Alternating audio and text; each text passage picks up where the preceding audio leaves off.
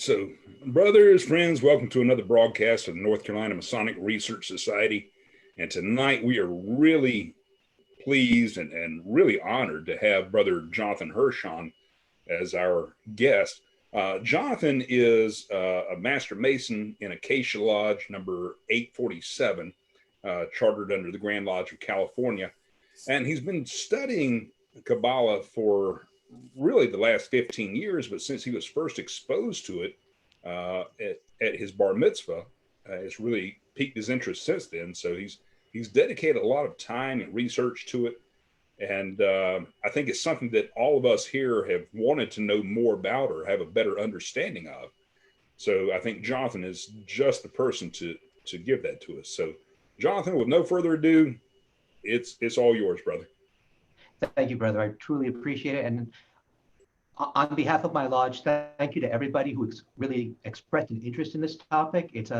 I think it's fascinating. It's one that's not easy to dive into, especially if you're not Jewish, because there's so much of this is tied up in Jewish history, Jewish hermeneutics, and a bunch of other things. But the good news is, by the time, if you can stay with me through this whole presentation, I guarantee you'll have a far greater understanding of the topic, and I hope a far more nuanced appreciation for it as well. And we're going to cover a lot of different parts of the history of the mysticism, all kinds of different things on this presentation. I'm going to try to do it in a way that's interesting and compelling and keeps your interest. So because this is such a difficult rabbit hole to go down, my request would be that if you have any questions, if you look on the lower right corner of my slide, you'll see that there are slides, every slide's numbered. If you've got a question on a slide, just write the slide number down. And at the end, we can then go through it, because otherwise the presentation will probably bog down fairly quickly.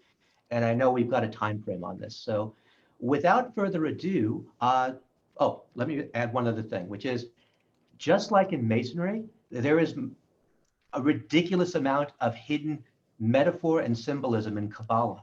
So I urge you to pay very close attention to the visuals on the screen. There are things that you will pick up as Masons and maybe even not as Masons that are relevant. So for example, the fact that the screen is rainbow colored, there is a reason for that. You'll see that there are hexagons on there. There are reasons for that. You'll see in the upper right corner, BH. In Hebrew, that's Baruch Hashem, which means in the name of God. Typically, whenever you start anything related to Jewish religion or mysticism, you always invoke the name of the Almighty. So you'll see that sometimes on other things that are related to Judaism. So without further ado, let's dive into things. So when I tell people that I study Kabbalah, the typical reaction I get is usually something like this.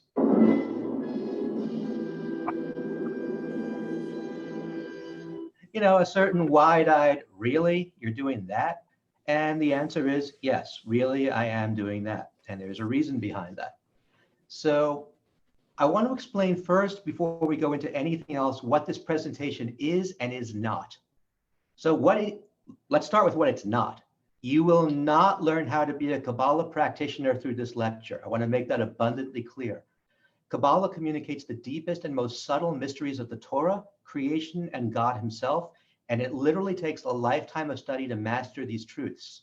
I am not a mekubal, which in Hebrew means a Kabbalah practitioner and guide, but I can give you enough background to let you fill your own wine glass, which is a Kabbalistic metaphor. I'll provide the names of qualified mekubalim at the end of this presentation if you'd like to seek them out. So this presentation, to be clear, has been vetted and acclaimed by a Chabad rabbi who specializes in teaching Kabbalah, and one of the world's leading Masonic scholars with an exceptional mysticism background. Many of you probably know him. I speak of none less than worshipful brother Sean Iyer, who is quite involved in Kabbalah himself and a great master. So FYI, some of you may have heard of something called the Kabbalah Center. If you've ever seen Madonna wearing that red string around her wrist, anybody who wears a red string around their wrist is a follower of the Kabbalah Center. And it's important to realize they do not teach authentic Kabbalah. What they teach is New Age mysticism. It's a very different thing. Now, if their material does work for you as a system, fantastic. Just know that wearing the red string does not make you a mekubal. So with that out of the way, let's dive in. Kosher Kabbalah. So first of all, You do not need to be Jewish to investigate the beginning levels of Kabbalah or to learn its initial mysteries. But that said, the soul of Kabbalah can never be ripped from the body of Jewish practice. What we like to say, the marriage of soul and body is complete. Jewish practice and Kabbalah are one. If anybody ever tells you this has nothing to do with Judaism, you are being told a lie. You need to familiarize yourself with Jewish practices, terminology, and hermeneutics in order to get beyond the most basic understanding of Kabbalah. And again, that's not to say that you can't get a very high level understanding of it. But if you want to go deeper, you're going to have to learn a lot more about Judaism than you probably know right now. So what's this presentation going to cover? First, Kabbalah's definition, how to study it, warnings, and there are warnings about it, the key concept, the forms of Kabbalah, including Christian Kabbalah, the names of God, because some of this relates to that, the history of Kabbalah, sacred math, the tree of life, and last but not least, what I call jokingly shin splints. Shin, if you're not familiar, is one of the letters of the Hebrew alphabet, and we're going to go into great detail about what shin means in Kabbalah, just to give you an understanding of how complex this topic can actually get on one letter. So, show of hands after I read this. Which definition of Kabbalah is right? First definition, Kabbalah means receiving, as in to receive an esoteric tradition and make it your own. The Masons who are here will understand this better than anyone. Still, Kabbalah is far more personal, and the receiving is unique to each individual. This is our personal relationship to God, our personal wisdom, and the understanding of being in our world. It's important to realize that the Kabbalah is more about losing ourselves than about finding ourselves, becoming more other-centered and less ego-centered. That's definition one. Or is this the right definition? Often referred to as the soul of the Torah, the Kabbalah is an ancient Jewish tradition which teaches the deepest insights into the essence of God, his interaction with the world, and the purpose of creation itself. Kabbalah teaches the essential Jewish cosmology, which is integral to all of the Torah disciplines. Show of hands, who believes number one is the right definition? How about number two? Okay, the correct answer is yes. They're both correct. They are not mutually exclusive. If there is one thing that you need to take away from this presentation, it is that there are no such things as black and white in Kabbalah or Jewish mysticism in general. There's binary and there's quantum understanding. Quantum implies that you can have both existing simultaneously, even if they appear to be at odds. Understanding that Kabbalah is based on quantum understanding will give you a better understanding of Jewish mysticism, and believe it or not, even just reading the Bible. And I'm going to give you examples of that following this. So, since we're going to be talking about the Torah, or the Old Testament, a religious Jew always says a prayer before Torah study, so I'm going to say it. Baruch atah Adonai Eloheinu melech haolam, asher kiddushanu b'mitzvotav, b'tzivanu la'asok b'divrei Torah. Amen. Blessed art thou, Lord our God, King of the universe, who sanctifies us with thy commandments and commands us to engross ourselves in the words of the Torah. Amen. So with that, let's start. Pardes, the obvious and the hidden. There's a fourfold method of textual interpretation or hermeneutics in Judaism that's implicit in the Mishnah, or the main part of the Torah, the Baraitot, or the external tractates, and the Talmud, which is the body of Jewish law. The fourfold method refers to types of approaches to biblical exegesis in Judaism. In other words, how do you interpret the text in Torah study, or for Christians, Bible study? Exegesis comes from the Greek to lead out, and it's a critical explanation or interpretation of a text, particularly a religious text. So pardes, remember that word. And I told you to pay attention to everything in the presentation. What's unusual about the word pardes in that title? It's using a mix of upper and lower case. Reason for it. Pardes is an acronym formed from the initials of the following four approaches to Bible study in Judaism. Peshat, which means the plain or direct meaning of the text. Remez, which is the hints or the deep allegory behind the literal. Darash, which means to inquire, to have another example of simile. And Sod, which is probably what most of you are most interested in, which is the mystery, the esoteric meaning behind a text. And I'm going to give you an example of these 4 meanings as well. And before I jump, does Pardes sound like anything? Here's what it sounds like. The initial words of these 4 form the acronym Pardes, which in Hebrew means garden or walled garden, or through the wonders of English transliteration, paradise.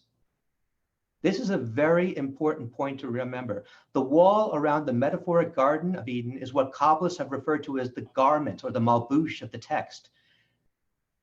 The fact that Pardes is where we get the English word paradise, you're going to find the next few slides, I think, very interesting indeed, because when most people look at the Bible, they look at the literal.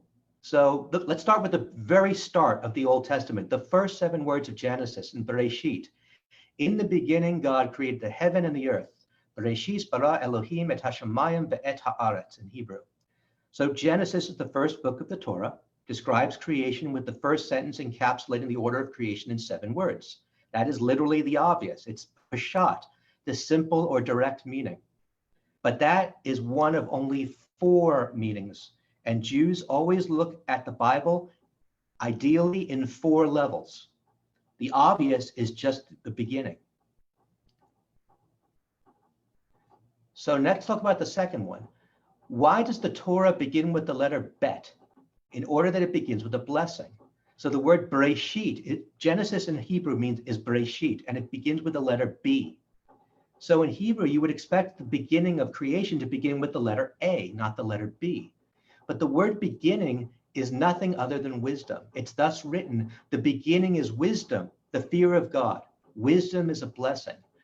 Rabbi Nehunia ben Hakana suggests that God begins the Torah with a blessing, since the first letter of the Torah is the same as the first letter for the word for blessing. Thus, God alludes, one should always begin studying the Bible by reciting a blessing for divine guidance, which is what we did before we started. Consequently, he connects the idea of blessing with wisdom. Hence, we learn when we recite a blessing in study, God will help us to obtain wisdom. This is the second level of study, remez, the hints of the deep, beyond the literal, the allegory. And if you're interested, that picture on the right is actually a page from a Torah that I actually have in my own home. It's actually on deerskin, which is very unusual. It's from a country called Yemen in the 15th century. When they didn't have access to parchment, they used deerskin instead. So let's talk about the third level. Rabbi Shlomo Carlebach's midrash or story about Bereshit. When God created the world, he filled it with beginnings. This is to teach us that we can always start over and never to give up hope. This is drash, the comparative meaning, simile, as given through similar occurrences. And then at the most mystical, the deep level, sod. You'll notice the picture here of the iceberg, a little bit showing on top and tons underneath. That's exactly what sod is. So in Hebrew, the first line of the Old Testament is Bereshit bara Elohim et hashamayim ve'et haaretz. Et is made of 2 letters, Aleph and Tuf. Aleph is the first letter of the Hebrew alphabet. Tov is the last letter. And it's a directive referring to the heavens and the earth. In Kabbalah, we observe, as I said, that et is composed of the first and last letter of the alphabet. We can thus read et as an acrostic referring to all the letters of the Hebrew alphabet. So now the first verse actually says, in the beginning, God created with the Hebrew letters, the heavens and the earth. This is sod, the final, the deepest mystery, the esoteric meaning of the Kabbalah and of the Bible itself. So if there's one thing that I encourage everyone, Jew, Christian, or otherwise, who's studying the Bible to remember, if you're only reading it literally, you are missing 75% of what it's supposed to represent. Always look at it beyond the obvious, because if you're not, you're missing a ton of really important stuff. Does that make sense? Good. So let's talk about something called gematria. Gematria is the exegetical method by which a word is equated with a different word because the 2 words have the same numerical value. It's important to remember in Hebrew that numbers in Hebrew are not represented like they are in English. Numbers are represented by letters.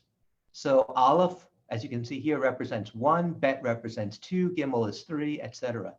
So the word gematria is derived from the Greek, and its resemblance to the word geometry has often been noted, but scholars aren't quite sure of the etymology. In the Kabbalah, the gematria principle is applied to produce a ludicrously complicated series of divine names for God, believed to represent various aspects of divine creativity.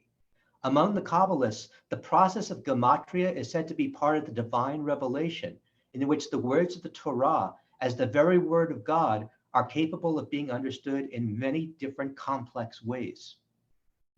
And here's an example. An illustration of how gematria operates can be given from the comments on Jacob's dream of a ladder set on the ground with its top reaching to heaven. The Hebrew word for ladder is sulam, and it's formed from 3 letters, Samek, Lamed, and Mem. Since the Hebrew letters also serve as numbers, the numerical value of sulam is 130, Samek 60 plus Lamed 30 plus Mem 40. Now the Hebrew word for Sinai also has the numerical value of 130, Samek, Yud, Nun, Yud. Hence, using gematria, one interpretation of Jacob's ladder is that it represents the giving of the Torah on Mount Sinai, and the angels who ascend and descend are actually Moses and Aaron. So this is an example of how gematria gives you a whole different meaning for something that you've been reading literally your entire life. Now, Kabbalah is not for the foolhardy, and I'll give you an example of that. And in order to avoid the pitfalls along the path of Kabbalistic spiritual ascent, Jewish law records the following episodes. Quote, our rabbis have taught, 4 entered into the Pardes. They were Ben Azai, Ben Zoma, Aher, and Rabbi Akiva. These were the 4 greatest rabbis in ancient Jewish history. Ben Azai gazed and died. Of him it is written, precious in the eyes of Hashem, Hashem is the name of one of the names of God, is the death of his pious ones. Ben Zoma gazed and went insane. Of him it is written, have you found honey, eat your share lest you become full and vomit it up. Aher became an apostate, an atheist. Rabbi Akiva entered and exited in peace. So only one of the 4 greatest rabbis in Jewish history survived the experience of going into the deepest levels of Kabbalah without proper study. So beyond the individual lessons that we learn from the experience of each sage, there is, not surprising, still a deeper meaning. Rabbeinu Ha'arizal revealed to us that the 4 sages were working in concerted effort together to ascend, and by their combined power, attempt to rectify the collective blemish of mankind caused by Adam in the Garden of Eden. In a way, they were basically acting as a spiritual guerrilla squad. They were trying to bring the Messiah early, which of course was against God's plan, which is why 3 of them experienced the fate they did. For this reason, then, is the episode recorded, to let us know what happened, how and why they suffered their casualties, and how to proceed on such dangerous missions in the future. So let me give you a Kabbalistic parable on the perils of dabbling. There was once a man who dwelled among the cliffs and knew nothing of those dwelling in town. He sowed wheat and ate the wheat in its natural condition. One day he went into town and was offered fine bread. The man asked, what's this for? And they replied, it's bread to eat. He asked, and what's it made of? And they replied, wheat. Afterwards, they brought him cakes kneaded with oil. He tasted them and asked, and what are these made of? And they replied, of wheat. Later, they brought him royal pastry kneaded with honey and oil. He asked, and what are these made of? And they replied, of wheat. And he said, surely I am master of all of these, since I eat the essence of all of these. And because of that view, he knew nothing of the delights of the world which were lost to him. So it is with one who grasps the principle, but is unaware of all those delectable delights deriving from that principle. And if you'll notice, there are 4 examples here. The kernel of wheat, bread, cakes, royal pastry, the 4 levels of Pardes. Royal pastry is sowed, the final level. So this is an analogy, a hidden story, explaining that people who think they know the Bible and don't delve into the deeper levels are missing everything. They're basically fools. So that's what this parable teaches us. So let's talk about the key concepts in Kabbalah. And here's where it starts to get interesting. The first thing that you need to understand is something called the Ein Sof. The Ein Sof is the nature of the divine that prompted Kabbalists to envision two aspects to God. God in essence, the absolutely transcendent, unknowable, limitless divine simplicity, and God in manifestation, the revealed persona of God through which he creates and sustains and relates to mankind. So if you wanted to use a Christian metaphor, God the Father is the first, God the Son is the second. We're not going to talk about the Holy Spirit in this one, in this context. Kabbalists speak of the first as the Ein Sof, the infinite endless, literally that which has no limits. Of the impersonal Ein Sof, nothing can be grasped. It is beyond human understanding. The second aspect of divine emanations, however, are accessible to human perception, dynamically interacting throughout spiritual and physical existence. They reveal the divine and are bound up in the life of man. Kabbalists believe that these two aspects are not contradictory, but complement one another, emanations revealing the concealed mystery from within the Godhead. And as part of this, there is what we call the 10 Sephirot that make up what's called the tree of life. This is the diagram that you see on the right.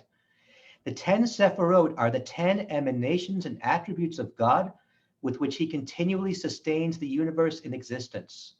The Zohar, which is a Kabbalistic text we're going to talk about, and other formative texts elaborate on their emergence from concealment and their potential in the infinite unity of the Ein Sof. They've been described as one light poured into 10 created vessels. And again, we're going to talk about these in detail. The Shekhinah. Now, this is going to surprise a lot of people. If you're not familiar with what the Shekhinah is, in Judaism, the Shekhinah is the feminine aspect of God. And yes, we always say God the Father, but God does not have masculine or feminine attributes. God is way beyond anything we can understand. And it says in the Bible itself, the central metaphor of man that allows human understanding, it says that God created man in his own image. In the image of God, he created him. Male and female, he created them. Corresponding to the idea of the masculine and the Shekhinah, that acts of man unite or divide the heavenly masculine and feminine aspects of the Sephirot, and their anthropomorphic harmony is what completes creation. So again, if you just think of God as the big daddy in the sky, you're only getting a tiny fraction of the truth, at least according to Jewish mysticism. Tzimtzum, contraction. This is a critical thing to understand in Kabbalah. Tzimtzum is a term used in a type of Kabbalistic study called Lurianic Kabbalah to explain that God began the process of creation by contracting his infinite light in order to allow for a conceptual space in which finite and seemingly independent realms could exist. In other words, if God is everything, how do you create something inside everything? And the answer is, according to Jewish mysticism, you can't. So God had to withdraw, contract, and make room for the universe and us and everything else. So this primordial initial contraction formed a halal hapanoi, an empty space into which new creative light could beam, denoted by the general reference to the contraction. Because the contraction results in the empty space in which the spiritual and physical worlds and ultimately free will can exist, God is sometimes referred to as hamakom, the place, the omnipresent in rabbinic literature. In other words, he is the place of the world, but the world is not his place. In Kabbalistic interpretation, this describes the paradox of simultaneous divine presence and absence within the vacuum and resultant creation. This is a key principle in Kabbalah, so I hope you grasp that. The 10 Sephirot as the processes of creation. Again, according to Lurianic cosmology, the Sephirot, those 10 spheres we saw earlier, correspond to the various levels of creation. There are 10 Sephirot in 4 different worlds, and 4 worlds within each of the larger 4 worlds, each containing 10 Sephirot, which themselves contain 10 Sephirot. In other words, it's an infinite number of possibilities. It keeps going deep. It's like a fractal. The further down you go, the more it reveals. And even though something seems to be finite, it's in actuality infinite. The Sephirot are considered revelations of the Creator's will, and they should not be understood as 10 different gods, but as 10 different ways the one God reveals his will through the emanations. It is not God who changes, but it's the ability to perceive God as human beings that changes. So here we have the tree of life laid out. The 10 Sephirot as processes of creation. Altogether, 11 Sephirot are actually named. However, Keter and Da'at are unconscious and conscious, so it combines for 10 forces. And I'll explain what all this means. Don't worry too much about it. But Keter, the top, the supernal crown representing above conscious will. Chokhmah, the highest potential of thought. Binah, the understanding of the potential. Da'at, intellect of knowledge. Chesed, loving kindness. Gevurah, severity or strength. Tefereth, mercy. Netzach, victory or eternity. Hod, glory or splendor. Yesod, foundation. And Malkuth, kingdom. Again, I'm going to explain all of this, so don't worry about grasping too much. Just look at how this all plays out on the tree of life for a moment. Then we'll proceed. So before I explain the tree of life, I want to give you Kabbalah quotes from two very, very different rabbis. The first is Abraham Joshua Heschel, who was a 20th century rabbi, a scientist, actually. And he said that God is not a hypothesis derived from logical assumptions, but an immediate insight, self-evident as light. He is not something to be sought in the darkness with the light of reason. He is the light. The second quote is from the Lubavitcher Rebbe, who is also in the 20th century, but was a great mystic. And he says that Rabbi Yisrael Baal Shem Tov explains, that which comes to us from the Creator is actually a reflection of our own mood. They appear to be two totally different quotes, but they're actually talking about the same thing. How many people here know about the legend of the golem? Hands? You've heard of Frankenstein's monster, right? Well, that's based on the Jewish history of the golem. And let's talk about that for a second. So let's talk about the different forms of Kabbalah. The Kabbalah divides itself metaphorically into two different systems. Those based on linguistic imagery, of which the Sefer Yetzirah is one example. That's talking about language and letters. And those based on light symbolism. The Bahir and the Zohar are principal examples of this school. So in one, creation is presented as a process either of the uttering of divine words or the emanation of divine light. As Masons, we're fond of divine light, so we would probably fall into the latter category. However, magical Kabbalah, and there's a lot of background of magic in Kabbalah, is in the linguistic tradition involving the gematria we talk about, assigning numbers to letters, acrostics, acronyms. All of this are believed to manipulate the physical and spiritual worlds through the Hebrew alphabet. And as an example, this is how you create the golem. The golem is a prime example of this. After various Kabbalistic formulae were used, inscribing the Hebrew word emet, which is truth, upon the golem's forehead would bring the golem to life. Now, if you wanted to kill the golem, you erased the aleph to form the word met, which is dead, and that would instantly destroy the golem. So that's an example of magical Kabbalah at work. The names of God. So theoretical Kabbalists meditate on and study the names of God in their spiritual quests. Practical Kabbalists use them to affect the spiritual, the supernatural, and physical worlds, most notably by inscribing them on protective amulets, such as the one you see here, which was designed to protect children, and that's from a Kabbalistic text of the Sefer Raziel. In both cases, the names were to be handled with respect, precision, and care by those who had first purified themselves spiritually and physically. Those who were not prepared and those who made mistake in uttering the divine name risked injury and death. Some names of God come directly from the Torah, or abbreviations, or polite alternatives used in ordinary speech, the liturgy, etc. It is very, very, very important for you to understand that in Judaism, we never, ever, ever say the name of God. It is a taboo of the first order.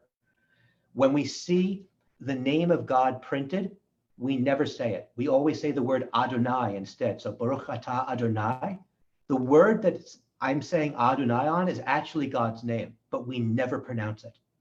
Adonai just means king. It's a respectful term we use instead, because Jews believed up until very recently that only one person ever knew the correct pronunciation of of the Tetragrammaton. We're going to talk about that in a little bit.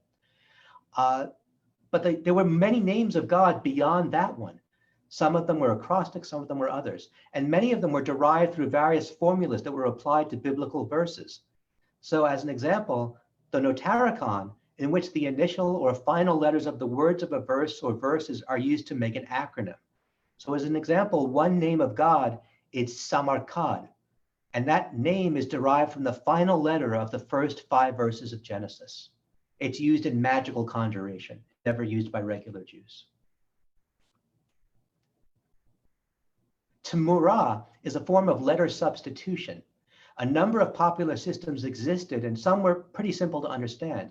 Atbash, for example, transposed the first letter of the Hebrew alphabet with the last, the second with the second to last, etc. It's the equivalent of swapping A for Z, B for Y, C for X, and so on. Gematria, which we talked about, a system of determining the numerical value of a name and relating it to other words with the same value. Hebrew letters also serve as numbers, which is what, again, makes all this possible. Some of you may be familiar with a Hebrew angel by the name of Metatron. Metatron, the angel, was perceived to be particularly powerful because numerically, his name was equivalent to Shaddai, or Almighty, which was a name of God. Now, this next slide, I hope, is going to blow your minds. Certainly did when I found out about it. The most powerful and important name of God, which appears in the Torah, is YHVH. Again, I will not say it. In English, it's pronounced Jehovah. So for the Christians, if Jehovah is the Anglicism of that Hebrew. It's also referred to as the Tetragrammaton and the ineffable name. Its pronunciation has been lost. It was formerly uttered only by the high priest on Yom Kippur, the highest of the high holy days, and many scholars have speculated on its pronunciation. As I said, Jews do not even attempt to pronounce this name. Rather, a lesser name is substituted, most commonly Adonai or Lord, although some Jews use things like Hashem, which means the name outside of prayer. So knowledge of the correct pronunciation of the name, and there are 12, 22, 42, and 72 letter names of God, conferred incredible magical powers. Mispronunciation resulted in horrific death.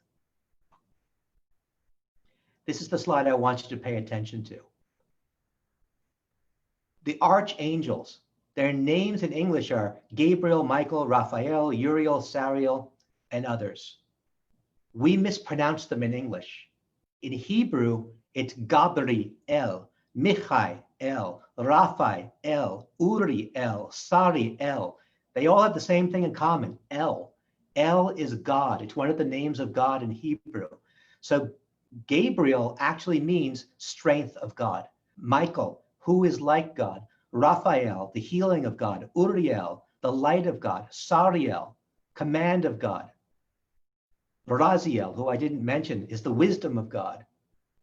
Now there's two, for those of you who know your Bible studies, there were 2 humans who were taken up alive into heaven who became angels. One was Enoch and one was the prophet Elijah. Their names were Metatron, their angelic names were Metatron and Sandalphon. Different than the others. They're not part of God directly because they started as human, but they actually became the 2 most powerful archangels because they were human transformed. Now, this last point is very interesting. In Judaism, Satan, or Ha-Satan, it means the accuser. Satan does not exist in Jewish lore. He's not an archangel. He's not fallen or otherwise. Satan is a term that's used since the earliest biblical contexts to refer to a human opponent. Human, not divine. Occasionally, the term has been used to suggest an evil influence opposing human beings, as in Yetzer Hara, or the evil inclination. Some of you may have heard the story, you have an angel sitting on your right shoulder and a devil on your left. That comes from Judaism. The Yetzer Hara and the Yetzer HaTov. Yetzer HaTov is the angel on your right shoulder telling you to do something good.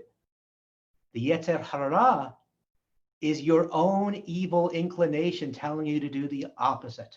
It's not an angel, it's yourself.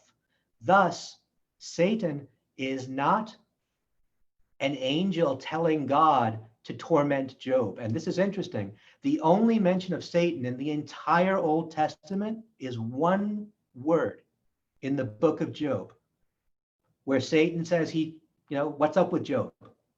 And God says, he's my most loyal servant, and I'm going to test him. It was not Satan who tested Job, it was God. So in Judaism, we actually think of when the Bible talks about Satan said, why is he your beloved? It wasn't an angel saying that to God. It was Job's own self-doubt telling him, why should he be worthy of God's love? Very, very critical point there. Fascinating. And by the way, for those of you who follow comic books, what's Superman's real name? Kal-El. The reason is because the people who created Superman were both Orthodox Jews. And I could go on forever about the different parallels of what makes Superman Jewish, but we'll talk about that another time. So let's talk about the early history of the Kabbalah. Jewish mysticism has its origins in something called the Merkaba practice of the 1st century CE. Because Jews use the term AD, means Anno Domini, the year of our Lord. We don't use it, we say CE, which is Common Era. So if you see CE, it just means AD, Anno Domini. So Merkaba in Hebrew means chariot.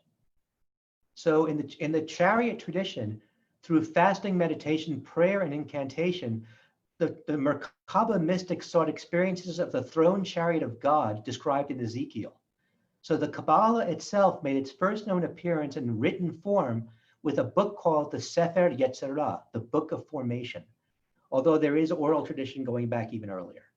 The Sefer Yetzirah is a short work expounding the basic structure of the Kabbalah, detailing the creation of the universe via 32 hidden paths, the 10 Sephirot, and the 22 letters of the Hebrew alphabet. It's attributed to Rabbi Akiba, who was martyred by the Romans, but the truth is somebody else wrote it, we just don't know who. In German and classical Kabbalah, what was to become known as German Kabbalism began, weirdly enough, in Italy in 917 AD with Aaron ben Samuel. German Kabbalism had its roots in Merkaba mysticism, in addition to the various magical rituals, meditation, prayer, and ecstatic experience that were also present at that time. The preeminent form of Jewish mysticism, sometimes referred to as classical Kabbalah, actually began in Provence in France in the 13th century. It flourished most readily in medieval Spain and contains elements of both Gnosticism and Neoplatonism, something I know many of the Masons here are very familiar with. It's primarily more concerned with the nature and structure of all creation from the divine to the material worlds, rather than ecstatic experience. And today, this is the form of Kabbalah that's most commonly practiced. The most important work of this period is called the Zohar, or the Sefer HaZohar, which means Book of Splendor, written between 1280 and 1286 by the Spanish Kabbalist Moses de Leon, although it was attributed to a 2nd century Rabbi Simeon Bar Yochai. The Zohar deals with the 10 Sephirot emanating from the Ein Sof, the ineffable infinite we talked about, through which the universe is created and maintained. The mutual interaction of these Sephirot and their individual natures are seen as both expressing the nature of divinity and the archetypes for all of creation. The Bahir, or the Book of Illumination, is the 3rd important Kabbalistic text, appearing in France around the 11th century.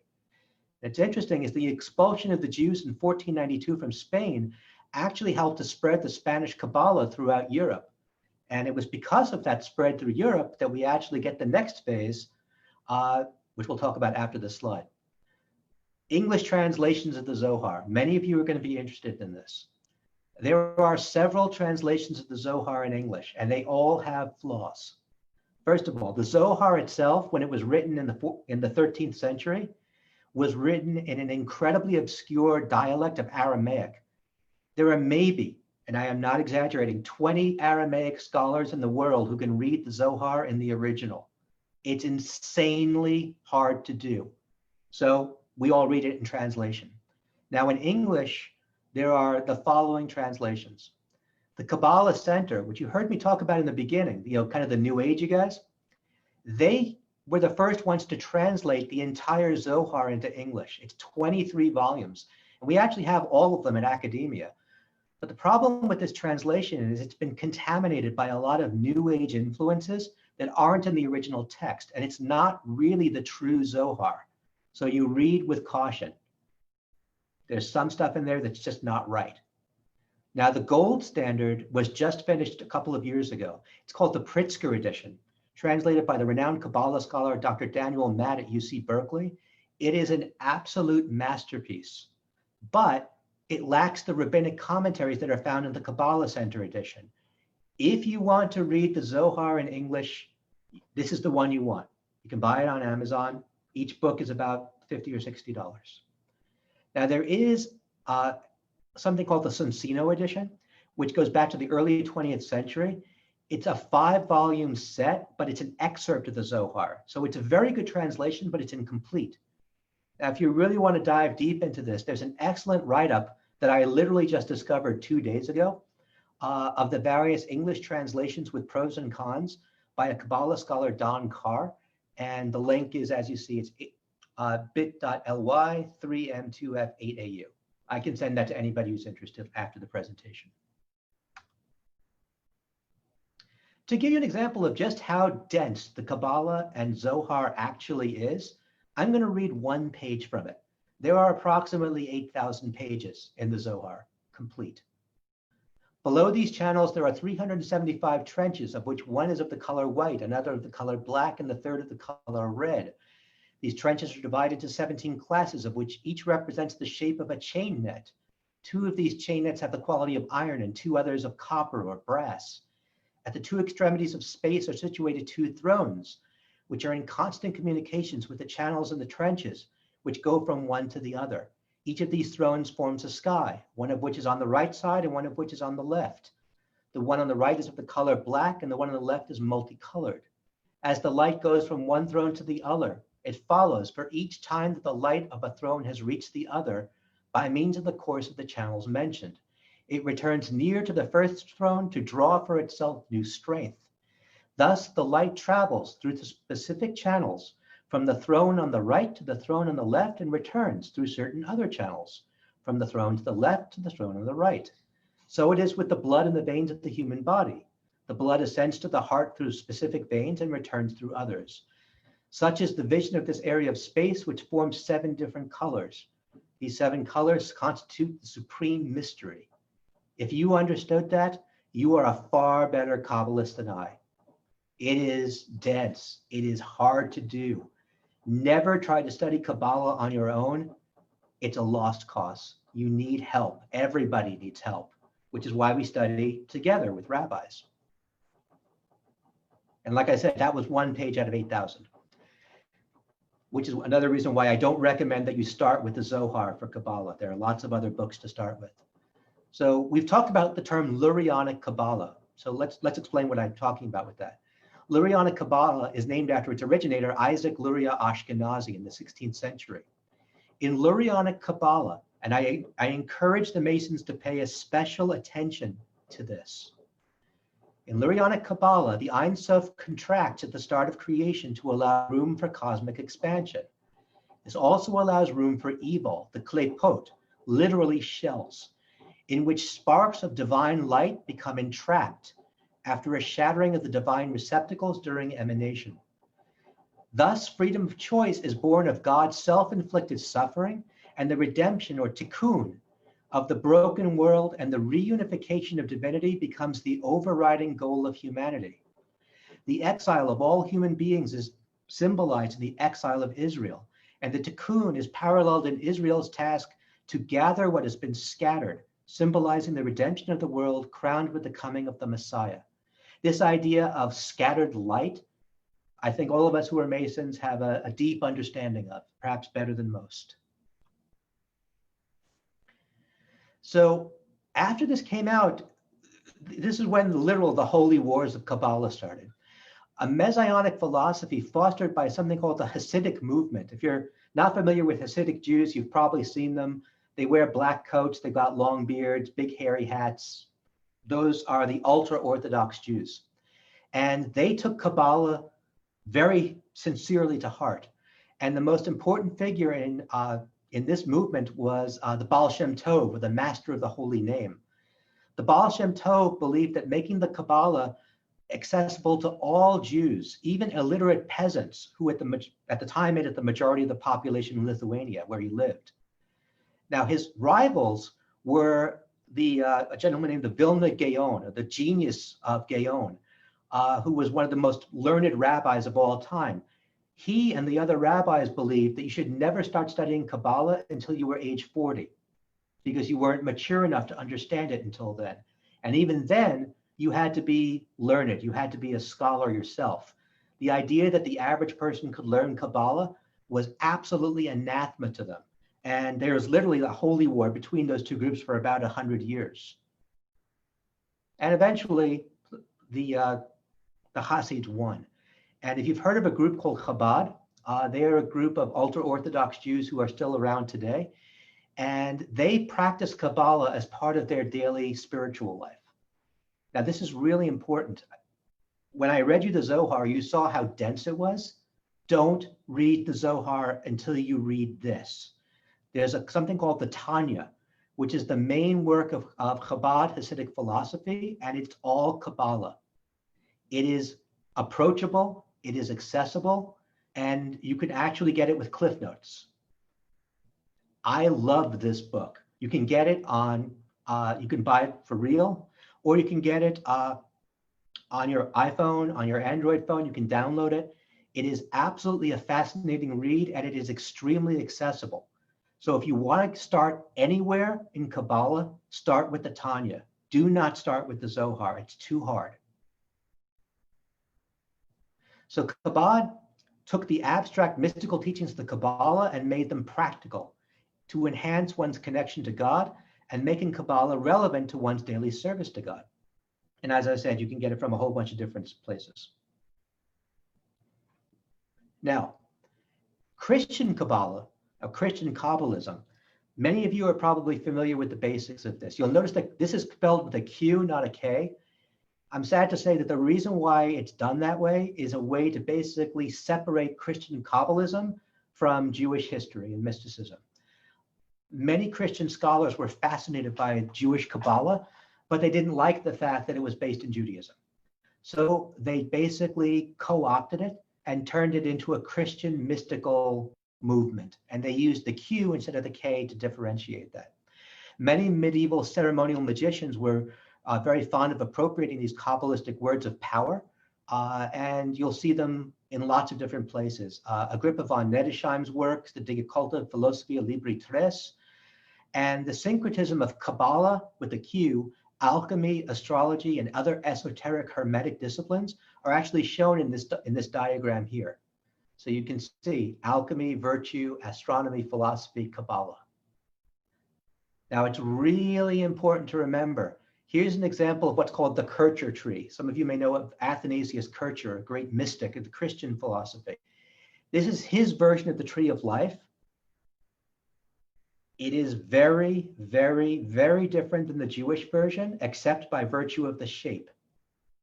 So if you think that you're studying Kabbalah by studying Christian Kabbalism, you're not. You're only studying Christian Kabbalism, not the original.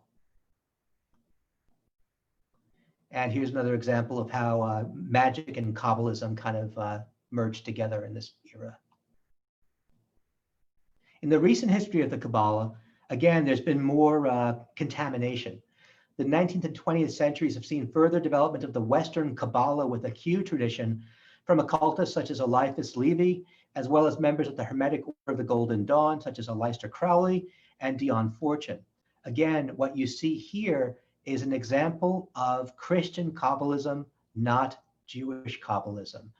For the Masons who are here, please pay particular attention to this graphic. I'm going to leave it up for a second so you have a chance to look at it carefully. I think you're going to see things in here that are quite integral to Masonry.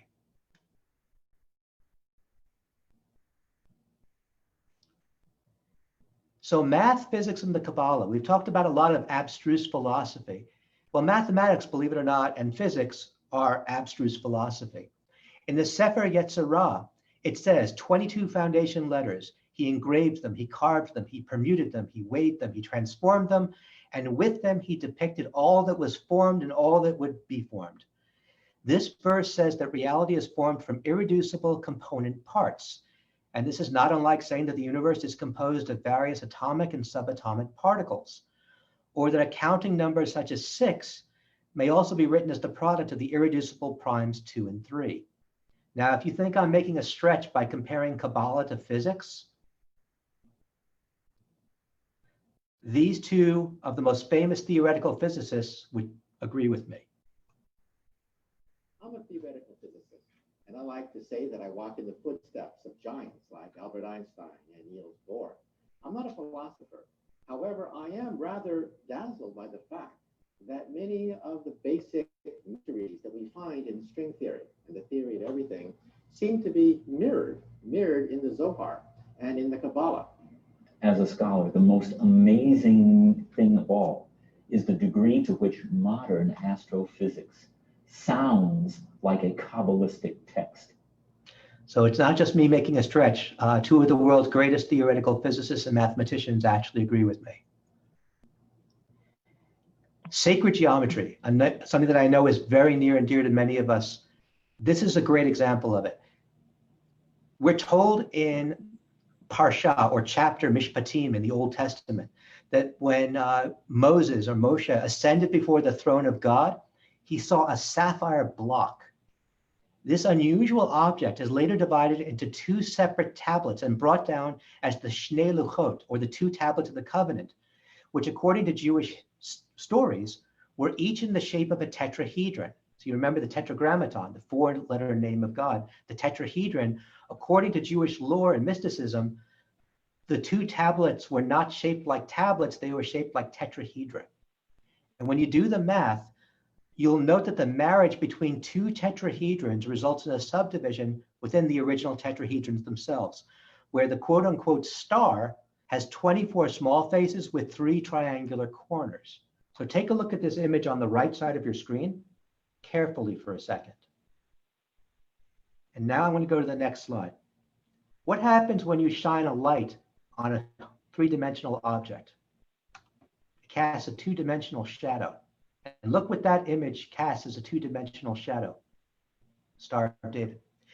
The 24 faces with the 3 corners hides the number of triplets in the most powerful and a mystical name of God, the 72-letter name of God. And their triangular nature hides the total number of elements, 216, reflected in the geometry. The triad Havaya of 72, the number of letters in the most sacred name of God, is thus mathematically hidden in the geometry of the Magen, or shield, which in this case is 3-dimensional. Magen David, or shield of David, is the Star of David. The geometric characteristics of the elements in the star tetrahedron are completely static and are built into the geometry. Thus, the Star of David is the 2-dimensional shadow of a 3-dimensional construct within a cube, and its geometry corresponds to the mathematic characteristics of God's one explicit name of 3 times 72, or 216 letters, the completed, perfected tetrahedron, and shades of Plato's shadows on a cave wall. Here you go. I found this fascinating. So there is another way of looking at things besides the tree of life, and that's called the cube of space. First described in one of the oldest traditions of Kabbalah, in the Sefer Yetzirot, the cube of space predates the 2-dimensional tree of life and is the alphabetic or magical Kabbalist version of the tree used to describe the universe. In this, God created the universe via the 10 Sephirot of restraint and 22 foundation letters, 3 mothers, 7 doubles, and 12 plane. If you are interested in the cube of space, and it is a fascinating topic that very few people know about, that link has a great treatise on the cube of space. And again, I will send that to anybody who's interested after the prezo. So now the tree of life, the bad boy itself.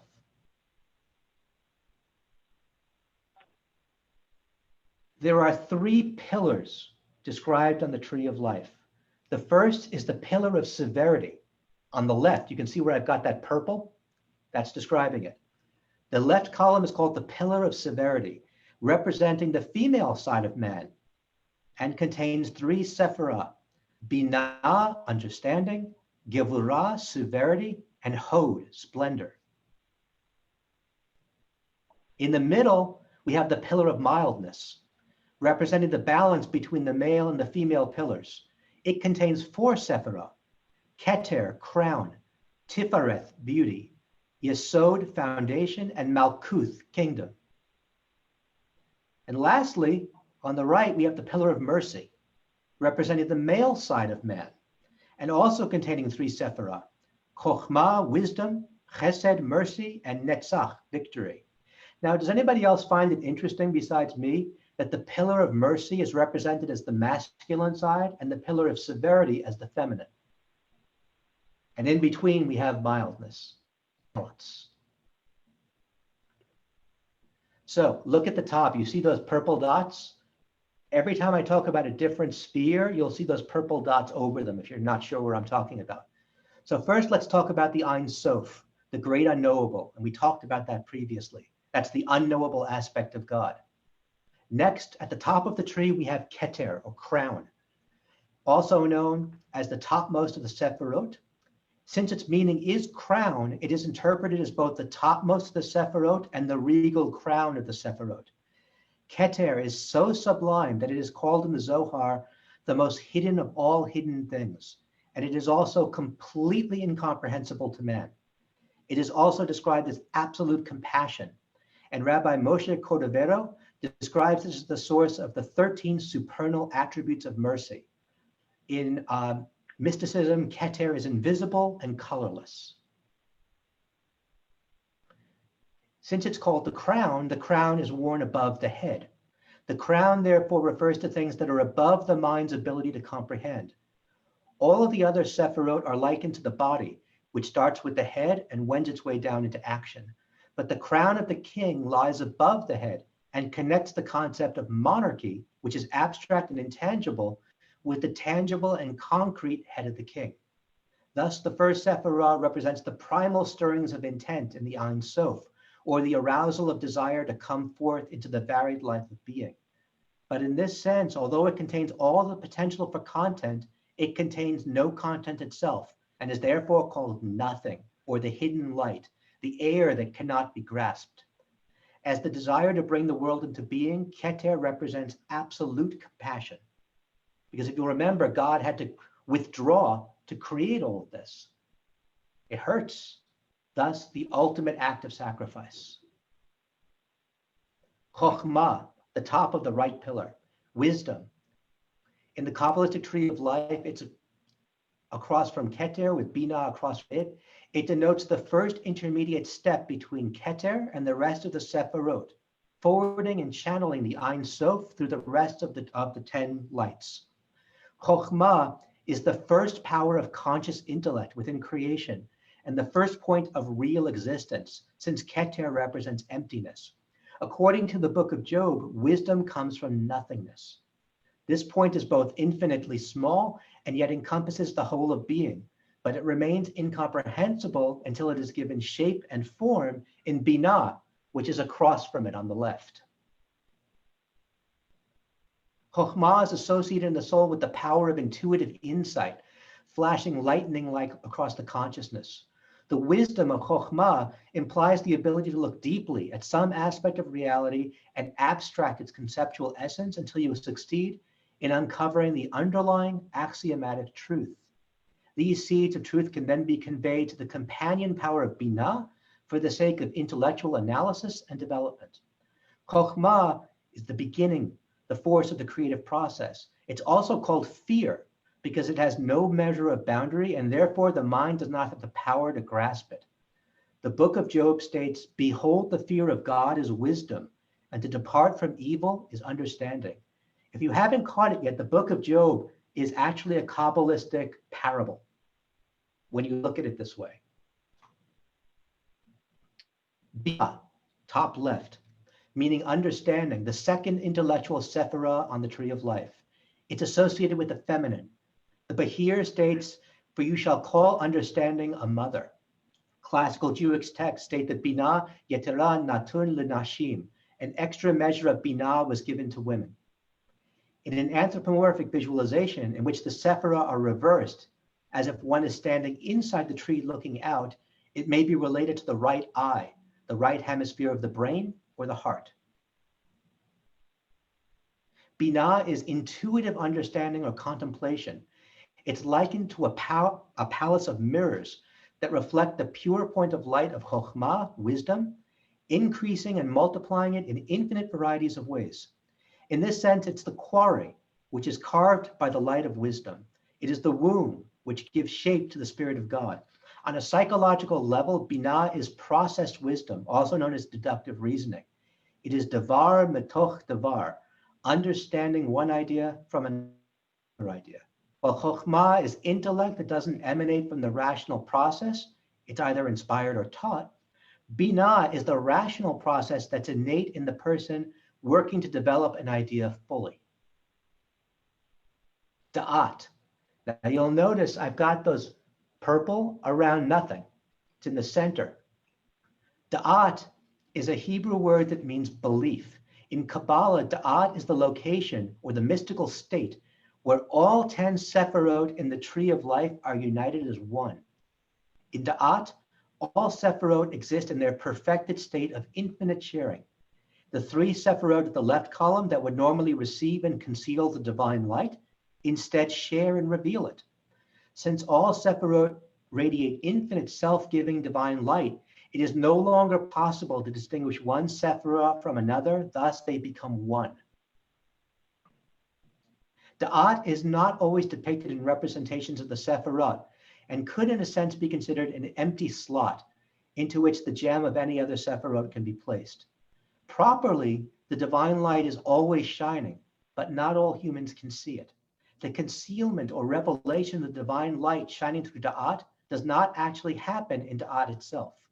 It only seems that way from the human perspective within Malkuth, which is the bottom sphere. The perception of change can only occur within Malkuth. Humans who become self-giving like the light become able to see it, and for them the benefits of Da'at's light are revealed. However, humans who remain selfish cannot see it, and for them its benefits seem hidden. Chesed, the blue sphere, a Hebrew word commonly translated as loving kindness or love. Chesed is central to Jewish ethics and Jewish theology. Many, if not most, Jewish thinkers view Chesed as the primary virtue, myself included. Chesed is one of the 10 sephirah on the Kabbalistic tree of life, giving the association of kindness and love, and it's the first of the emotive aspects of the sephirot.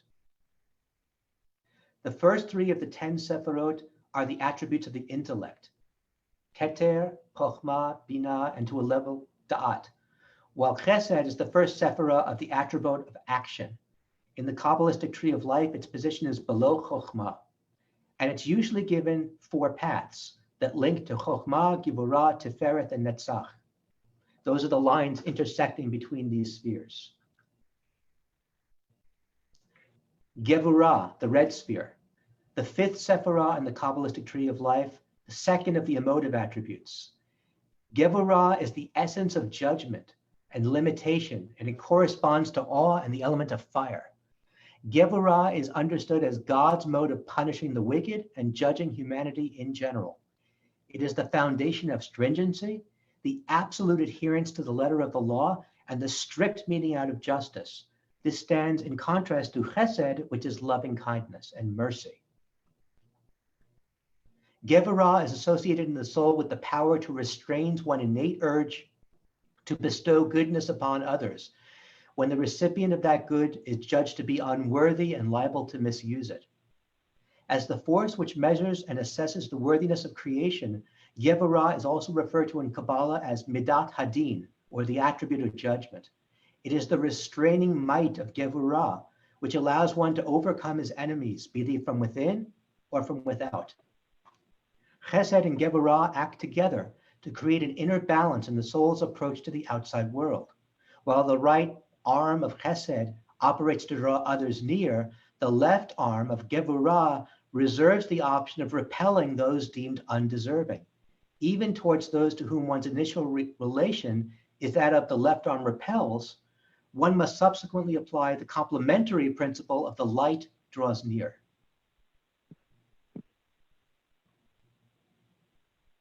Tifereth, that's weird, I've got blue lines on my screen. How odd.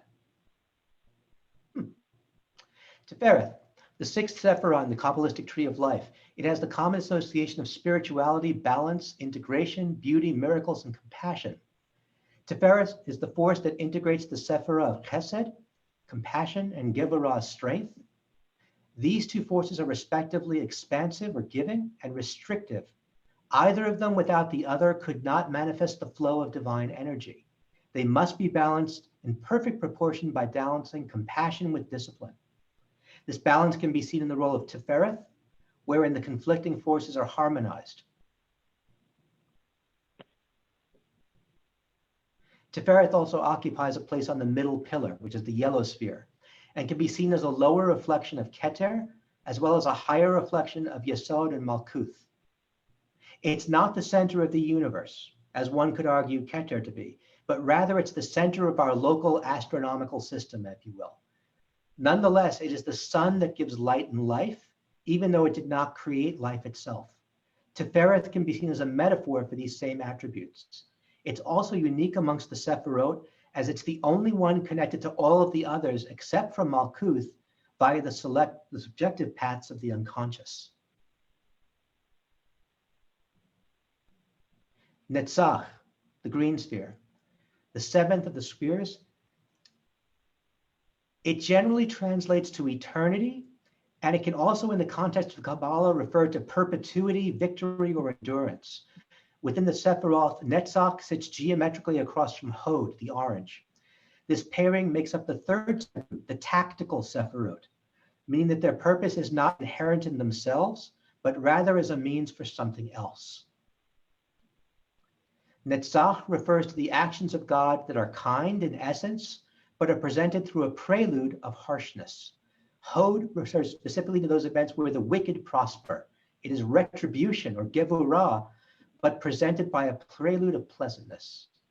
Netzach is endurance, the fortitude and patience to follow through on your passions. If you needed an example of somebody who personifies Netzach, it would be Job. The ability to rally others to a cause. Hod, on the other hand, is community. Hod, the orange sphere, means majesty or splendor or praise. It sits below severity and across from Netzach, and it has four paths that lead to it, as you can see. Hasidic Judaism views that Hod is that connected with Jewish prayer. So prayer is seen as a form of submission. Hod is explained as an analogy that instead of conquering an obstacle in one's way, which is the idea of Netzach, instead one should subdue oneself to that obstacle. In a mystical sense in which the tree of life is supposed to be a roadmap to consciousness, Hod is where form is given by language in its widest sense, being the key to the mystery of form. Yesod, the purple sphere, the ninth.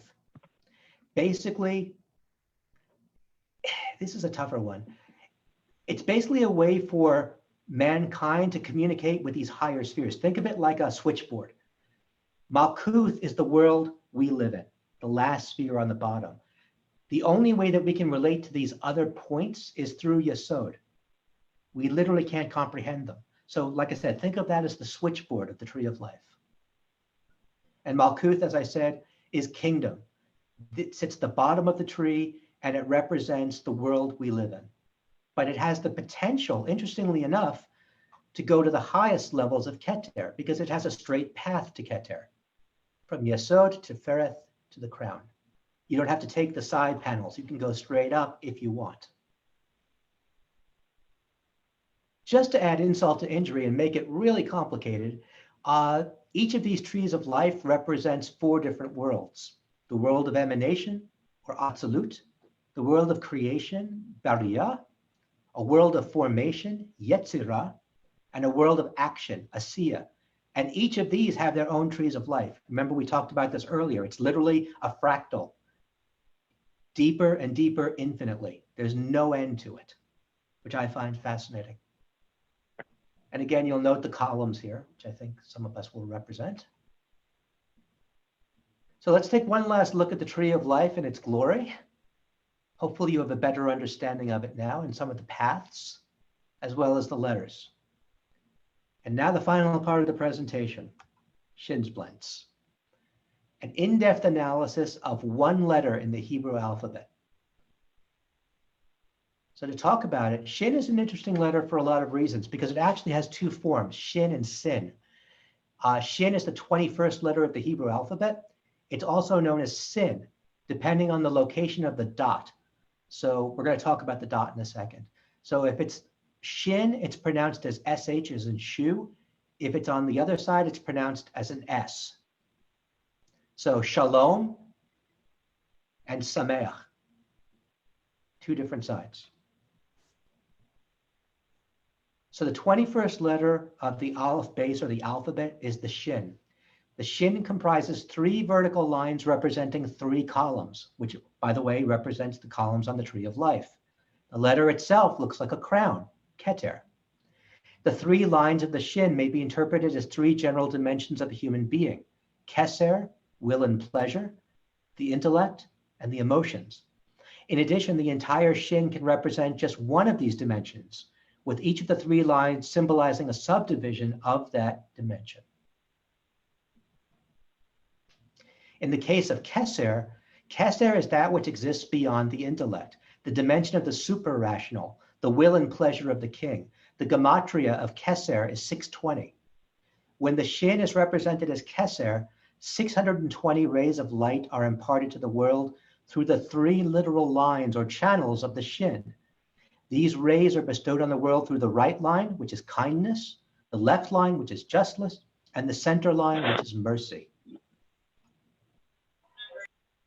When the shin is representative of the intellectual dimension, the 3 lines stand for the 3 intellectual faculties of the Sephirot. The right line being chokhmah, the flash of an idea, the left line being binah, or understanding, and the center line da'at, application of knowledge. And finally, there's the dimension of the emotions, or midos. Here, the shin's right line represents chesed, or kindness. The left line represents gevurah, severity or discipline. And the center line represents tiferet, mercy or compassion. Furthermore, the 3 lines of the shin can signify the 3 pillars upon which the world stands: the study of Torah, prayer, and good deeds. There's a lot going on with one letter, right? We're just barely scratching the surface here. Yet another dimension of the shin's columns is represented by the 3 patriarchs. Abraham is represented by the right line, chesed, loving kindness, as he personified absolute kindness, an outward focus through connection to others and the performance of good deeds.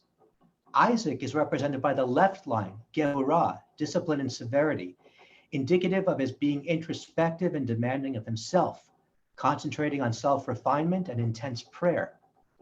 Jacob is the center line. This is tiferet, or harmony, because he took the qualities of Abraham and Isaac, kindness and severity, and synthesized them into mercy. Jacob also represents Torah study, because the Torah blends the positive and negative commandments into a harmonious whole. The letter shin actually has 4 different forms. There's a shin with a dot above the right column, a shin with a dot above the left column, a shin with 4 columns instead of 3, and finally a silent shin. When the dot is on the right, the shin emphasizes chesed, the concept of kindness. When the dot is on the left, the shin, now pronounced sin, emphasizes the aspect of judgment or severity, which, by the way, is where we get the word sin in English from. It's from this Kabbalistic term. These 2 forms are illustrated by the words sha'ar and seyar. The shin of the word shar is gate, has its point on the right. as a gate allows people to pass in and out, an aspect of openness or chesed. This shin is full of energy, potential, and benevolence. If we switch the shin's dot to the left, which is gevurah, the resulting word is se'ar, or hair. Hair has the properties of life, but a life force that is tremendously diminished or weakened. One can cut a strand of hair and not feel any pain, unlike when one cuts a finger or another part of the body. A hair is rooted in a follicle, a concentrated, restricted opening. We thus say that the shin with a point on the left side represents severity and constraint. The shin with 4 columns is found on the tefillin, a phylactery worn on the head and arm by pious Jews. One side of the head tefillin has a shin with 3 lines, while the other one has one with 4 lines. And it's interesting, in Judaism, you only see that shin with 4 lines on the tefillin. It exists nowhere else. In his personal notes, the Lubavitcher Rebbe offers 2 reasons for this. First, the 4-line shin is the shin of the luchos, the tablets of the 10 Commandments. The 4 lines represent the awesomeness and holiness of the engraving of God's word into physical stone. To visualize this, imagine the 3 lines of a shin etched into stone. If you focus on the stone that remains around the shin, you will actually see 4 columns, not 3. These are the 4 lines of this form of the shin. They're the wake or the reflected light of the luchos. The second of the Rebbe's reasons is that the 4-pronged shin represents the 4 mothers, Sarah, Rebecca, Rachel, and Leah. One can make a connection between these 2 interpretations. Like the luchos, the teachings of our mothers are truly inscribed upon our hearts and minds. A mother teaches out of love and compassion. Her lessons commence even before birth and make an everlasting impression upon her children. Contrast this with the instruction of one's father. This begins slightly later in life, after birth, and often in an atmosphere of austerity and severity. The mother's education is more fundamental, more indelible, and is therefore recognized or represented by the luchos, which are engraved. The father's education is likened to the letters of the Torah, ink on parchment, which can be erased. Even though the father's instructions are important, the mother's has a more impressionable and permanent effect on the child. Our mothers and the awesomeness of their teachings are therefore, like the luchos, represented by the 4-pronged shin, engraved in stone. Lots of good stuff here. The last of the 4 forms is the silent shin. The silent shin is found in the name Yisachar, which contains 2 shins, which is those 3-pronged things that you see there. Only the first one is pronounced. What happened to the second? We must understand who Yisachar was. Yisachar and Zebulun were 2 of Leah's children. The 2 brothers made a pact. Yisachar would study Torah all day, and Zebulun would go out into the world and conduct business.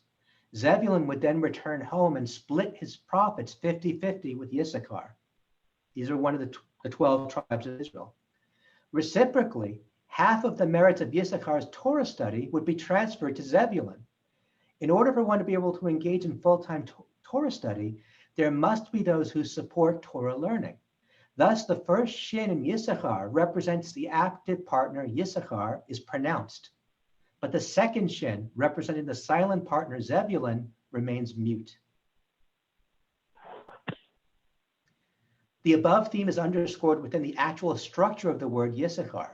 It can be divided into 2 words, yesh, sechar, meaning there is reward.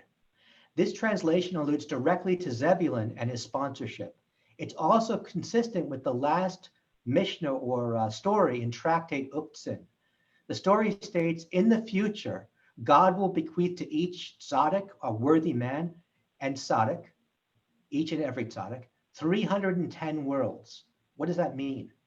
The Alter Rebbe, and Alter in Yiddish means old, so the old rabbi, explains, as Jews, we have 613 laws, or positive commandments, and 7 rabbinical laws, which equal 620, the same as the gematria of Keser, crown. As the Sefer of Keser represents the world of pleasure, it is thus the ultimate level of reward for doing good deeds, or mitzvot. The 310 worlds are exactly half. So one can say that the division of the 620 worlds reflects the division of rewards between the tzaddik, or well man, good man, Yisachar, and the tzaddik, Zebulun. This too is mirrored within the word yesh sachar. Yesh equals 310. The 310 serves as a reward, sachar, for Zebulun for his partnership with Yisachar. The Lubavitcher Rebbe also explained that there are two levels to the Torah: the level that is revealed and the level that is concealed. So the level that's revealed is the Old Testament. The level that's concealed is Kabbalah. The revealed is pronounced, like the first shin of Yisachar, but the second shin, the concealed level of Kabbalah, is silent, not to be discussed. The numerical value of shin is 300.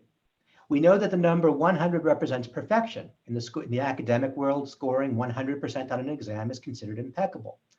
The same concept holds true in Judaism. If a person constitutes 3 unwavering lines of thought, speech, and action, then he's perfect. This person is thus represented by the number 300. All 3 of his columns are 100%. The shin, which stands for shuvah, or penitence, it can also represent the Day of Atonement, or Yom Kippur. The gematria of the word kaper, or atonement, is 300. The day of Yom Kippur is the power generator that gives a person the potential to be perfect throughout the entire year. When we atone, kaper, or 300, for our sins on Yom Kippur, we have the potential to reach the perfection of the sin, which is 300. Alternatively, if the letter shin is spelled out as S-Y-N, its gematria is 360, shin 300, yud 10, nun 50. There are 12 months in a year. The average month is 30 days. 12 times 30 is 360. Thus, the atonement of Yom Kippur, where shin equals 360, has an effect on the entire year, which has an average of 360 days. Rosh Hashanah, or the celebration of the new year, is also connected to the letter shin. Stories tell us that there are 3 different Rosh Hashanahs, represented by the shin's 3 different lines, each representing one of the 3 shanim, or heads of the year. So there's yet another positing that there are 4 heads to the year, signified by the shin with 4 heads. Sorry if I'm going through this really fast, but this slide's really fun. Shin also stands for the word Shaddai, a name for God.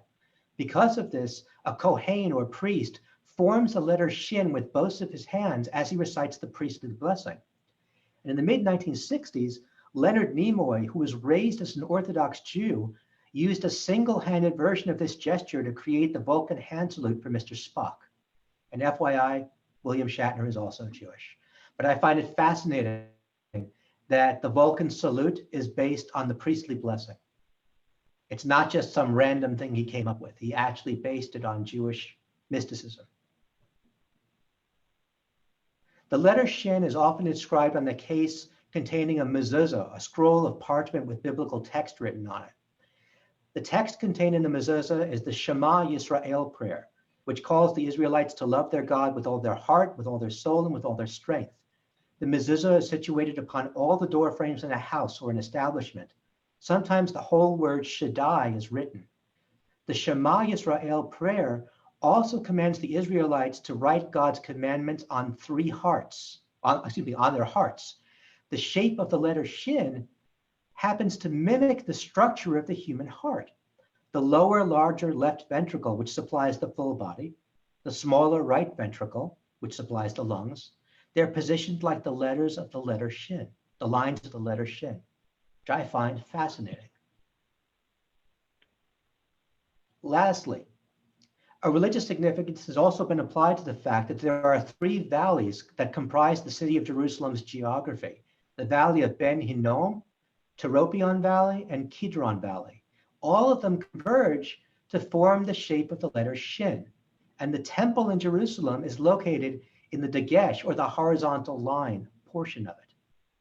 This is seen as a fulfillment of the passages such as Deuteronomy 16:2, instructing Jews to celebrate Passover at the place the Lord will choose as a dwelling for his name.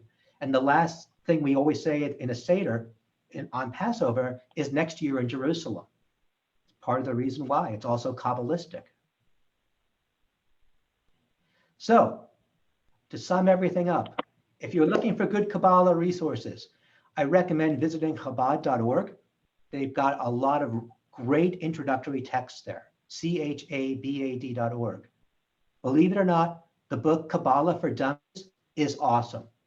It is accessible. It doesn't dumb anything down despite the name. It's a really good place to start. I also recommend, again, a copy of the Tanya. Several years ago, I collected about 11 different sacred Kabbalistic texts, and I'm really glad I did because they don't exist on the web anymore. Thankfully, there are zips of all the PDF files at that link, and again, I can send that to anybody. One thing I really recommend reading, if you've got a couple of weeks, a modern Kabbalist, a Silicon Valley engineer, a chip designer, wrote a 1,000-page personal journal about his Kabbalistic journey. It is absolutely fascinating. Not an easy read, but a good read. So with that, if you truly wish to study Kabbalah in the proper fashion, again, I recommend working with the Chabad resources as your best step. If you live in the Bay Area, these two people are both qualified to teach Kabbalah. I am not. They are.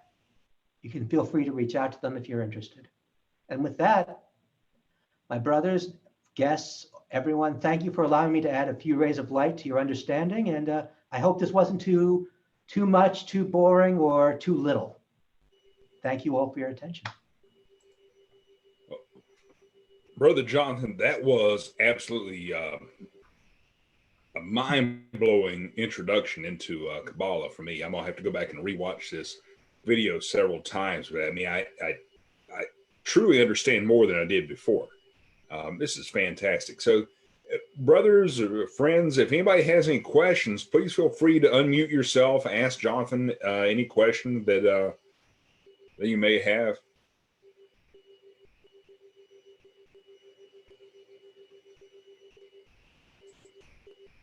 Any burning inquiries?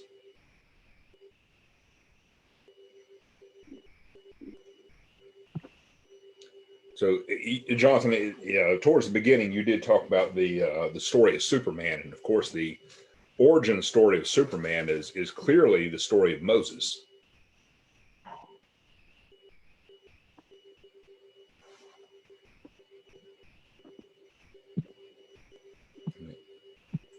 But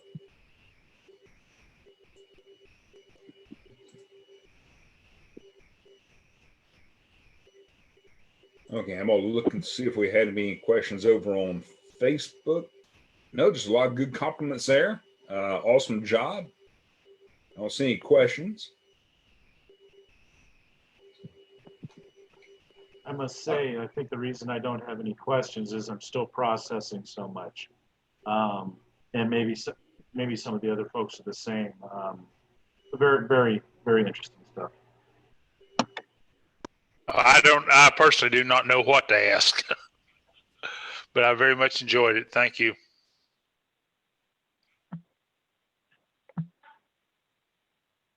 I have a question, if that's okay.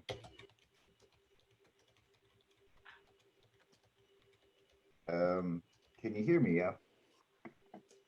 We can hear you. Okay. Yeah. Sorry, my brain actually crashed on about slide 85 or something like that. It's 3 in the morning here, but and so I'm going to rewatch it all. But one thing that I don't think I'll be able to find out rewatching it is you talked about the Book of Job quite a lot, and the characteristics of Job referred to Netzach. Forgive me for the mispronunciation, but you say that the Book of Job is actually a Kabbalistic parable. Would you mind going into a few of the details of the parable and explain some of the key points to us, if you don't mind?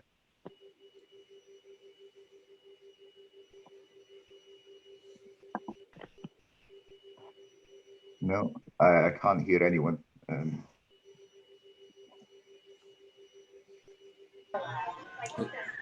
Jonathan, are you still there? Yeah, sorry about Yeah, that. I there you accidentally go. muted myself. I wasn't sure if you were able to hear Brother Stephen or not. No, I could hear him just fine. Oh, So okay. to answer your question, some of the key points to remember about the book of Job is, you know, Job is a fascinating character because he's no one special. He's an everyman. If you want a good example of where I think the book of Job is very similar to another Christian parable, if you've ever read Bunyan's The Pilgrim's Progress, there's a lot of great similarities between the book of Job that the Pilgrim's Progress takes into a much greater depth. There's everyman. You know, you remember in Pilgrim's Progress, there's no name. The idea is that you're supposed to sympathize and identify with everyman as he goes through his journey. Job is all of us. We've all been through things where, you know, why do bad things happen to good people? And the Kabbalistic understanding there is that a lot of it relates in many respects to our own self-doubt and our lack of understanding of how the universe really works. Yeah, and would you say that the journey that goes through the book of Job is a path that one should understand the parable and relate it to a path one should take through Kabbalah? If that makes sense. I hope so. I mean, the thing I love about the book of Job is it's relatable on every level. We talked about those 4 different levels of understanding. Peshat, which is the obvious, all the way down to Sod. And no matter which level you look at it with Job, Job can, if you just read it literally, you can take away some very comforting messages from it. I think I'll be rereading it tomorrow, actually. And this, you know, if you read it super literally, you know, it looks like God being incredibly sadistic. But that's not the point.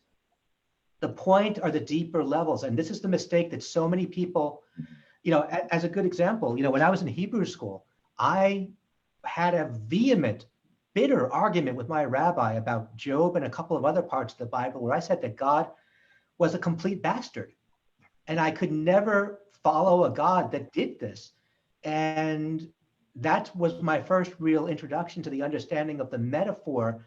And he's like, Jonathan, if you're reading it literally, you're not reading it right. No, you're missing most of it.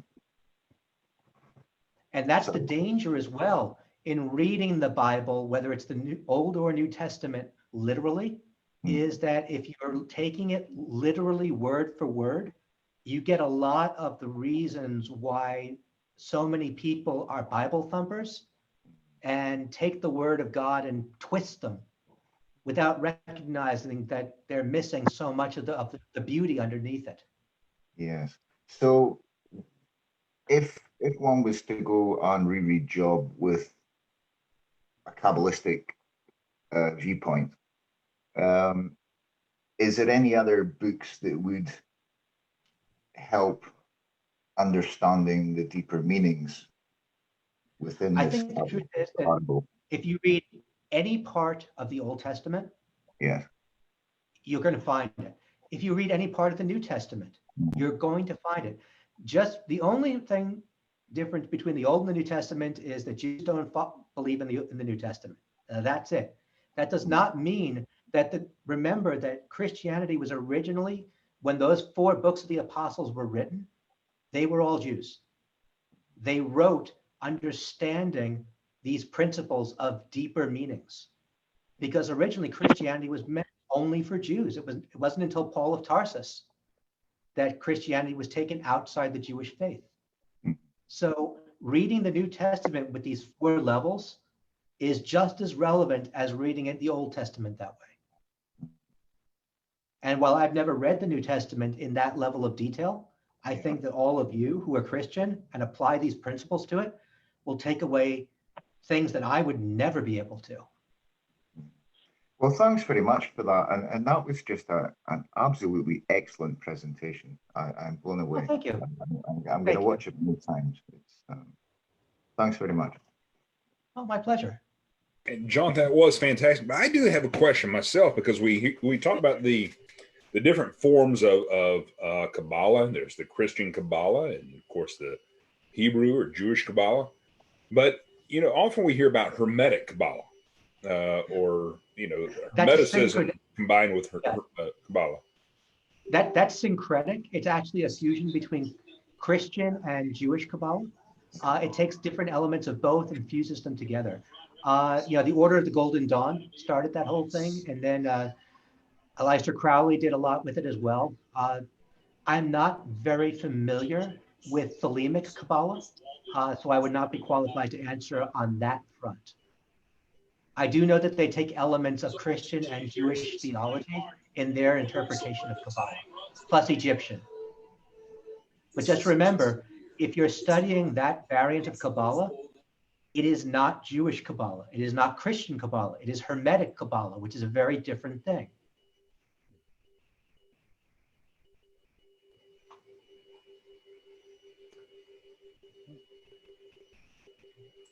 Do we have any other brothers or anyone else have a question for Jonathan?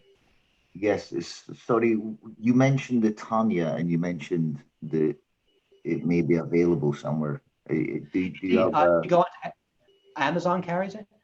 You can pick it up if you do a search for Tanya in the Apple Store, the Android Store. There should be ebook versions. And if you go onto Chabad.org's website, they have a daily Tanya class where they go through a page of Tanya every day, and they explain what it means. It is a phenomenal resource if you're interested in it. And how old is this? Is it something that one could obtain a digital copy of as well? Of course, absolutely. Oh, excellent. Okay. Okay. Any other questions? I'll throw this out there. If you're not asking a question, please keep yourself muted, because I was getting a little bit of feedback from some folks. Brother Jonathan, I'm wondering, do you have anything on Sabbatean Kabbalah or Zohar? Oh, Sabbatean Kabbalah. Now you're getting into Jewish heresy. Zvi Sabbatai was a false messiah. He lived, I think, in the 16th century. Proclaimed himself to be the Messiah. Turns out the Muslims didn't take well to that. They captured him. He immediately recanted Judaism and became a Muslim, and then spent the rest of his life destroying Judaism to the Muslim rulers. So that's a touchy one for us.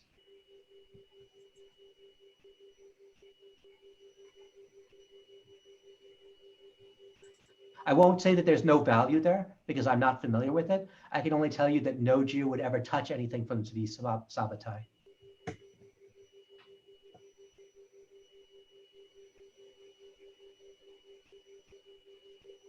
All right, well, Brother Jonathan, again, that was fantastic. I think we had some really good questions there, and I think everyone will agree this is one of those presentations we're going to have to really go back and rewatch. And I'm still trying to absorb everything myself, and I mean, it was quite a bit of information in there, but it's fantastic. What I really need to do, I understand that this is too long a presentation. There's too much information. It's too hard to absorb everything in one sitting. What I really need to do is just divide this into 3 and make it easier for people to follow. It's also maybe a little bit too long. I probably need to cut it back a little bit, but. I think the benefit of it is that most of the content is written in the slides anyway, so it'll be a good presentation to rewatch and go back to. I hope so. It was very well done. Yeah. Brother Jonathan, I don't think it's too long at all. I think if you were to break it up, it would actually lose something.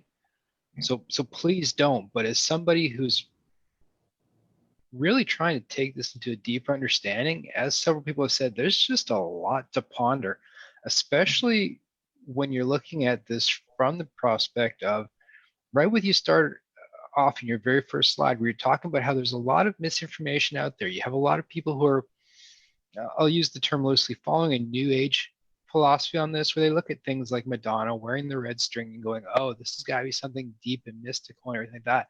But when you start taking it from your presentation, as you did, with following the origin and then seeing the deviations on the very specific points where there was the split with Christianity wanting to take it, but not wanting to honor its tradition and branching off and trying to make it their own, it's just one of those things that for anybody who's had any kind of exposure to it on any level, it brings a lot back to really kind of realizing that you don't know jack about it until you hear it in its complete context like this. So please don't think about this as being too long, and please don't break it up. I think it'd lose too much if you did. But has been said, a little mind blown right now, and really kind of sitting here going, wow, okay. Yeah, I'm gonna echo Brother Coletta's words there.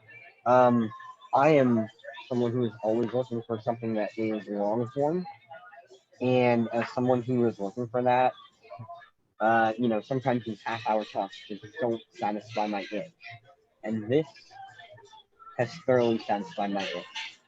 I'm so glad to hear that. And one person asked me a private question. I'm just going to address it to everybody. How do you best apply tonight's presentation? And I think the best suggestion I can give you is threefold. One, get a copy of Kabbalah for Dummies, because like I said, do not let the title make you think that it's anything but an excellent introduction to the topic. There's great stuff there. I would absolutely start there. Then I would go into Tanya. And then when you've gone through the entire Tanya, and you've seen how rabbis will, mystics who are so far beyond me, it's not even funny, elucidate the mysteries of the Kabbalah in the Tanya, then and only then would I go to the Zohar. It would be like trying to give a 3-year-old a theoretical physics PhD dissertation. You're going to list, you won't understand it. It's way past it. It's too complicated. Zohar should only be studied with a rabbi. And that's not saying that people are too stupid to understand it without a rabbi. It's that they're rabbis for a reason, and they understand the nuances that you and I just don't get.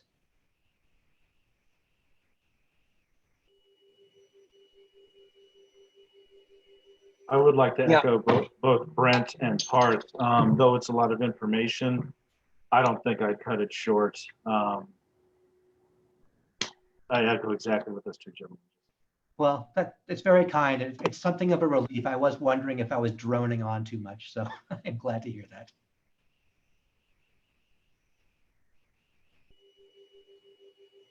I think it's something that probably just,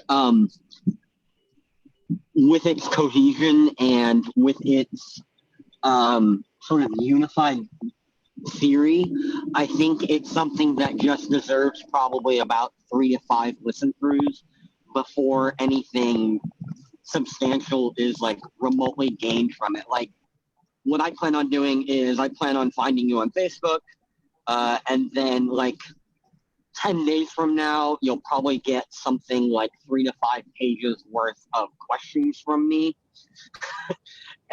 And I can't guarantee that I'll be able to answer them, but if I can't, I can at least ask people who can, or put you in touch with them. And the same is true for anybody. If people have follow-on questions, feel free to friend me on Facebook. I can send you the links that are in the presentation so you can have access to the source materials if you'd like, or at least some of the source materials. I'm always happy to do that. That's fantastic. And yes, don't feel as though you're droning on, because you've actually got quite an eager, inspiring voice, and it was riveting, to be honest. Thank you. And that's talking from a Highlander in Scotland at nearly half past three in the morning, and I'm still riveted. Well, that means I raise a glass with a Macallan to you, sir. Thank you. Thank you very much. Fantastic. Jonathan, I'm just going to echo everyone. I mean, I think if you broke that presentation up or augmented that in any way, I think it may lose something. It's just one of those things that, obviously we need to go back and rewatch, but I really would not change anything. I mean, that was absolutely brilliant. And your delivery was just impeccable. I mean, I can tell you work in PR, because that was spot on. Great delivery. Thank you.